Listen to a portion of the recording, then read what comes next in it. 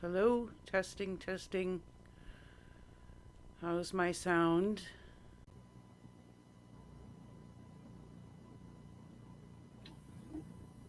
Hello, hello, hello, Canada, and anyone else that's watching from other countries. I thought I'd make a video here because I need to jump in, even though I'm not quite prepared, and this is my first video ever. I want to get involved with the broadcasting the Emergency Measures Act inquiry in Canada and create a summary daily, who knows, or weekly. We'll see how it goes here. So basically, making it so that you don't have to watch hours and hours and hours of tedious, tedious testimony and just awfulness. I could submit myself to going through the torment and then just creating something that's a summary, just hits on the points, maybe show a few clips of the speakers and who they are, and say who they are, what they're about, which side of the fence they're on, what type of issues they bring up. I've watched the testimony so far for the first 3 days. I was hoping to get something up and running earlier, and keep up with it, but it is what it is. I'm on the learning curve and trying to figure out how to record and use screen share and all these types of things that are great technology that I know nothing about. Um, so what we have is okay. So what I was, so first of all, just CBC, and they give a tidbit here that says about that there's some privy documents that are going to be released, but yet, and there's been some testimony submitted, an evidence report submitted there, and they say that they're going to put them on the website, but they're not being, I don't know, they're not there yet, so we're not sure. And then I've heard other reports too that say that these privy documents are not going to be released to the public, so we might get peeks and to them when they're submitted in front of camera, and sometimes they put documents up on the screen. We can see a little bit of them. Maybe we can pause on them and read a little bit, but they're pretty quick. And they present them in front of the witnesses, and the witnesses get to read them and then answer to the questions that they're providing. So that, yeah, I'm not holding my breath here on being able to get these document dumps that they claim there were going to be. So yeah, they said there was going to be document dumps. I haven't seen the document dumps. There is on the website here, Public Order Emergency Commission website. There are policy papers that you can download and read. Some of them are in French and don't seem to have a English version necessarily. So they say policy papers, then there's the other documents, but these haven't been updated since October 7th. There's nothing newer than October 7th, and they've submitted documents into evidence, and they're not showing up here yet. I gave them till Monday. I thought, well, it's the weekend. It was Friday that they submitted this evidence, and so maybe maybe Monday or Tuesday they would submit the documents to the website, but they haven't. So that's a good question mark as well as to how this is going to go along. So, if you're not aware, this is the Public Order Emergency Commission. You can go to this website and you can see the witnesses list, schedules, whatever. You can follow it along live. So they have a live webcast, and there we go. And there's another page somewhere that says you can view previous days. Okay, so this is, so previous podcasts. Yeah, if you go to public hearings, it'll bring up, I just haven't refreshed for a while. Okay, so the live recording would happen here. And if you go down to the bottom there, you can click on these other ones. It'll give you day 1, 2, or 3 so far. And you can watch the whole drawn out thing if you want. First day was not too bad. It was only a few, 3 hours ish. Day 2 was quite a bit longer. Day 3 was a little bit shorter than a full day. And if you want to watch the full live streams with a bit of commentary and maybe some humor, there is Warcampaign. He is, him and Pan there, Ro and Pan, are broadcasting live every day from Ottawa. He's in Ottawa. And they're standing by and commentating a bit on what's being presented, and they're pretty good at not talking over the presenters. Sometimes they do because they get a little carried away and laughing too hard or calling out the liars. And and doing some commentation through the intermissions, the breaks, and stuff like that. So he's a great one to follow along with. And okay, so then there's this other site here that I came across. Is called Convoy Live, and they've got a map of the Ottawa downtown, and this is a little toggle switch here to turn on where the blockades were and this and that. And I don't know, it says you can pick a date and time to go and watch live streams. And it sounds good, but I didn't find it worked very well. But you can jump to a random time and then you can watch a video. And there's Viva. So you can catch, and it'll tell you the date. Okay, so it's February 2nd, and this is a Viva stream.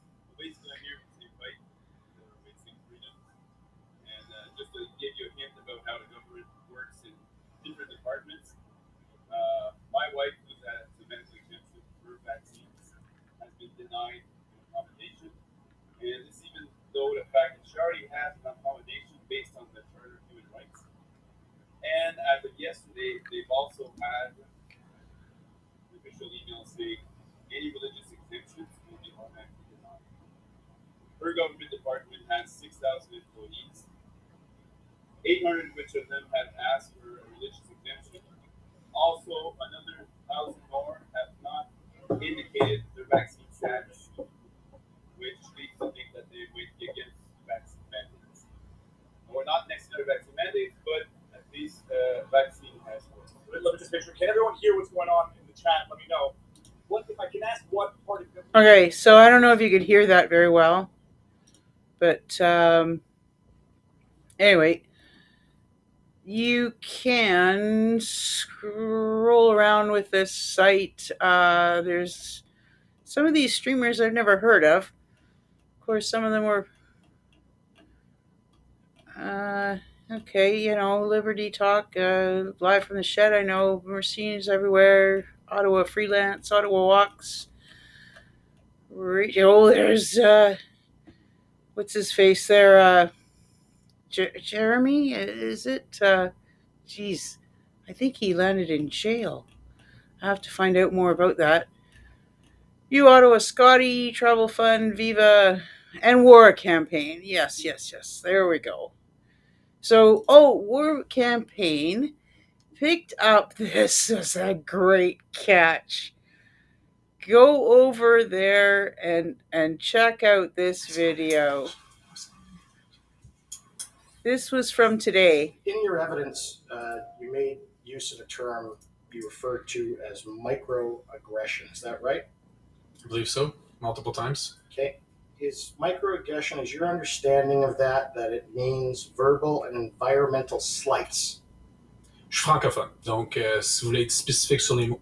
This asshole, oops, okay. He spoke in English all day long, and he used the word microaggressions several times. Now he's claiming that he doesn't quite understand the term microaggressions in English and has to convert to French. But the chick McKenney on his right there, or no, I guess his left, she under her breath or tried to whisper to him to answer in French. They're playing a French game here. They're just trying to screw around. Moi, il va falloir que vous me demandiez en français parce que vous me demandez ma connaissance de. And she does a few things. Keep going in French. Monsieur le commissaire. Well, Catherine McKenney, Ottawa City Councillor, is. Anyway, I'm not going to play the whole thing there. If you want to check out that nonsense, these people are just incredible. Go over to Warcampaign. He's Warcampaign on YouTube. He's awesome. This woman, I don't know if she wants to be called a woman. She's a they, them. Don't mess with her pronouns now. I think she corrected somebody in the way there that they didn't quite address her properly. Whatever. She's a they, them. So they is running for mayor of Ottawa. Let's please make sure she doesn't succeed there. Okay, so what I just want to do here is say I'm going to try and cover Canadian Parliament and this, of course, this stuff that's happening now, which is the most prevalent thing now, is the, this hearing. And going forward, though, I want to make it so that I can keep a watch on Parliament, the House, the bills that they're trying to pass, when we're distracted by other things and just trying to make a living and trying to get the kids to daycare and sports and whatever. And all you people that have to work your 9-to-5 jobs and shuttle the kids around, you just don't have time, obviously, to sit and watch hours of their nonsense and research and read the House, even just to read the House transcripts, let alone sit through the hearing that takes forever, hours and hours and hours in the committee meetings and everything else. There's a gazillion hours. If you wanted to oversee everything that the House and the Senate does, it would take it would take it would probably take 24 hours a day, because there's ongoing committees between other sittings and house things and everything else, and oh my god, they're just all over the place and they're doing all kinds of crap, and then they're submitting bills and stuff on the sly here and there, and it's just crazy. So I'm not even saying that I'm going to be able to keep track of everything that they're doing, but maybe just highlight some stuff that they're doing that we should be aware of, and do my best to inform Canadians, because I don't see anybody else doing this in this kind of manner, right? So we got CPAC that broadcasts this stuff, and it's like, oh my god, it's like it goes on and on. Like these clowns, they seals clapping and everything else. This is today.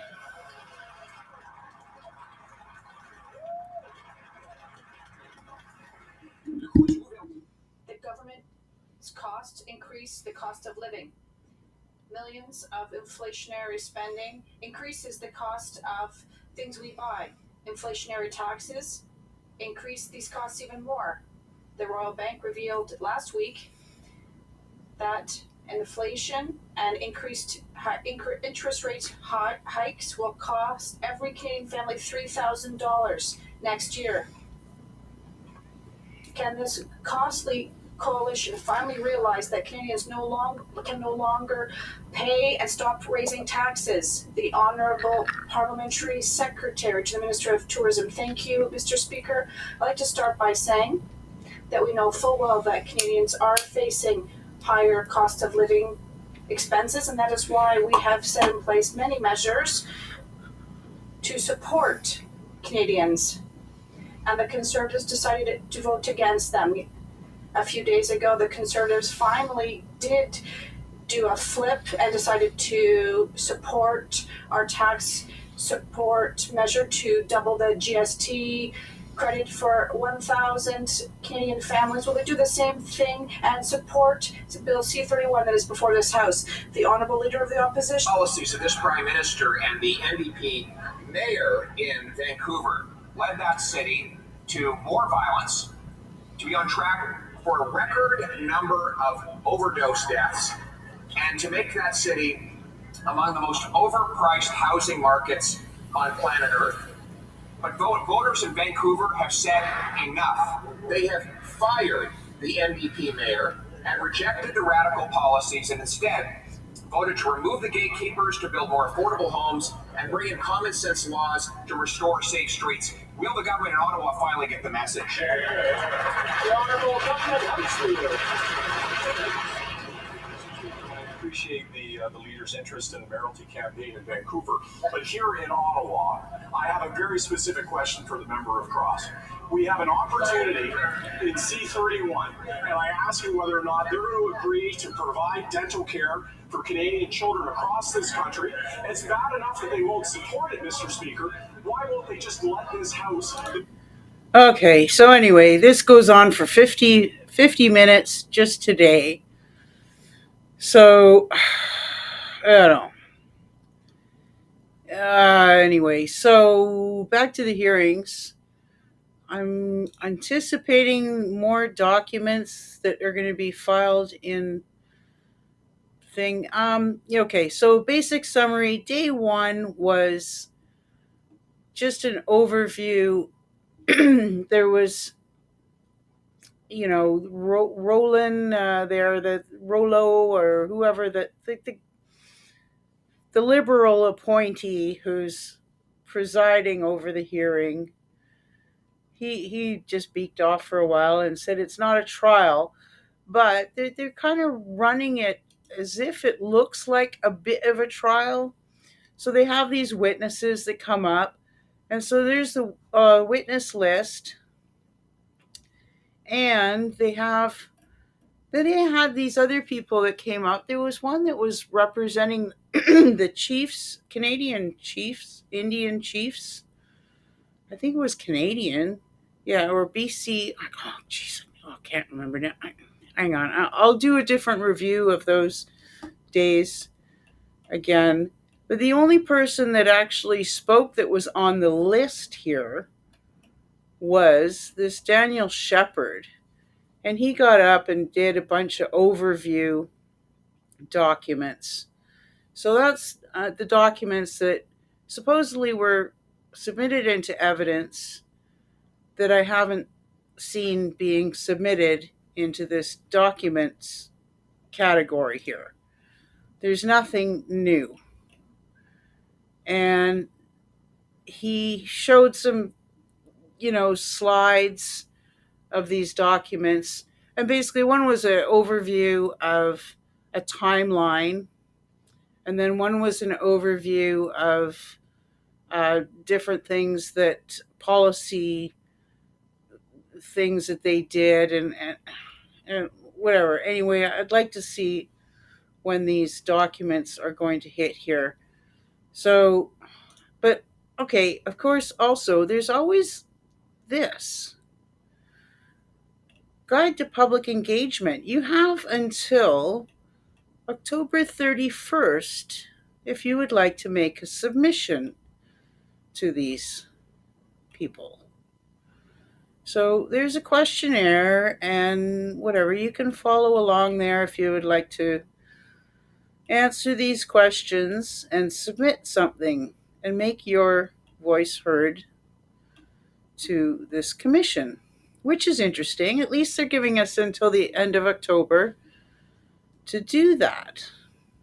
I thought that was kind of generous of them. I thought it would have been cut off before the commission started. But anyway, so anyway, you can flit around on this thing, and so I think the most interesting part of this is the witness list. And it does say that not necessarily everyone is going to be heard that is on this list, but it's fairly comprehensive. There's a lot more officials than there are organizers, say. The only organizers here is this little group of Pat King to Tamara, and that will be interesting. Very interesting. And of course, the crescendo finale is supposed to be Trudeau through Christia, our twitchy Justin puppet master. Oh, that, and I don't know, that might change. Who knows? Maybe they save themselves to the end so that they get last choice there to see how things go, and they might just not step in it. If they see that it's getting pretty deep, they might reserve getting in any deeper. That would be my guess. So we saw these people in the first day and the first 2 days. Zexi Lee. Oh, the pronouncement of that one. People tend to want to say Sexy Lee. She's a good-looking Asian woman that became the face of the injunction lawsuit for the honking. And it was very interesting to see how they didn't really say how she ended up being that face of that lawsuit. She's actually a government employee and didn't quite know exactly what ministry she worked under. And she's worked in a couple of, different departments. And she was in the CRA and then moved into another department. She's a data analyst. I think maybe she's in CSIS. I don't know. Anyway, and this Victoria Delaronde was another interesting character that was trying to almost present herself as being a PTSD survivor from the honking. She's now very sensitive to honking. She has like palpitations and anxiety attacks if she hears honking. And she heard phantom honking in her apartment, and the cross examiner guy, oh man, he came close. He was just about trying to nail her. And he asked her about how it was that she was selected to be on this panel.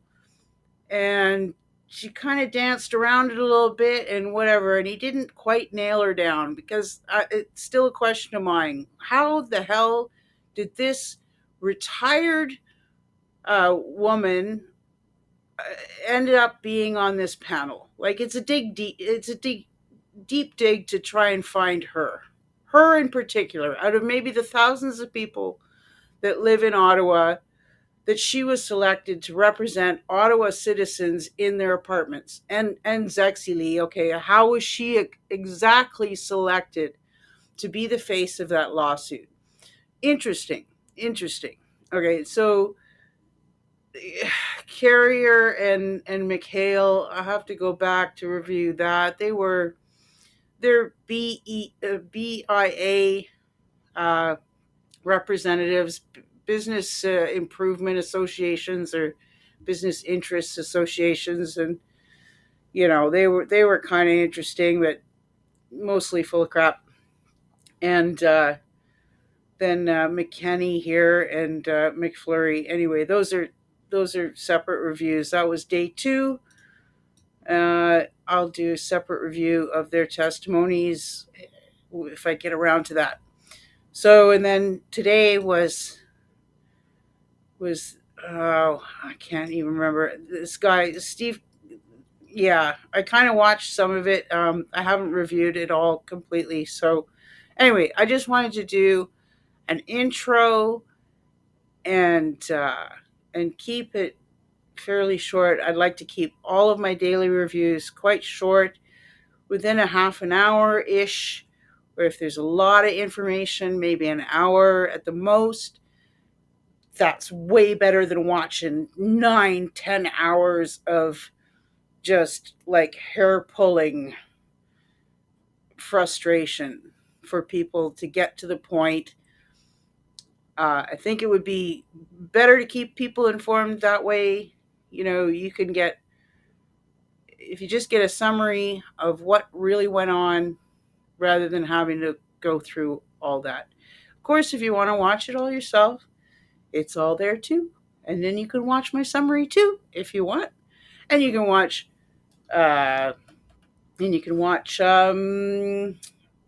what's Warcampaign here too. Don't forget to go subscribe over there. He's great. He's broadcasting the whole thing too, and it might be more entertaining to watch his broadcasts than the public hearing broadcasts from the actual source there, because he's just broadcasting theirs. And then of course you can always go back and watch some of it. I was thinking of doing something where I would record these guys broadcast and then do it somehow on double time, record it again on double time from YouTube, and then you could go through it in half the time. That would be kind of cool, because I'm sure at halftime it's probably still perfectly understandable. Okay, I'm going to cut this off. Okay, ciao. Peace be with you.